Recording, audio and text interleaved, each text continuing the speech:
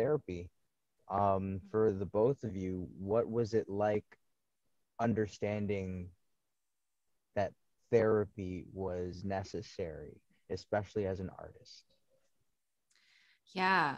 For me, it was towards the end of theater school where when we were talking about, how do you relax kind of thing, I became the person where to decompress, I started having a glass of wine when I would come home.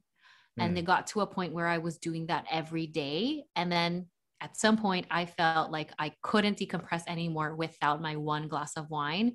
And that's when I realized, like, not, it's like an alcoholic behavior. I'm not an alcoholic. I don't need it to function. But I was like, I should be able to sit by myself at home Hmm. without needing the alcohol to feel better. And Yeah. that's when I was like, also because then I started noticing by the time I was like 28, that there were a lot of patterns that I was repeating in my life, including dating people that were not healthy for me, being in dysfunctional relationships, not and being like a huge people pleaser and not being able to use my voice to like ask for what I needed and what I wanted and set boundaries and all those things. Like none of that.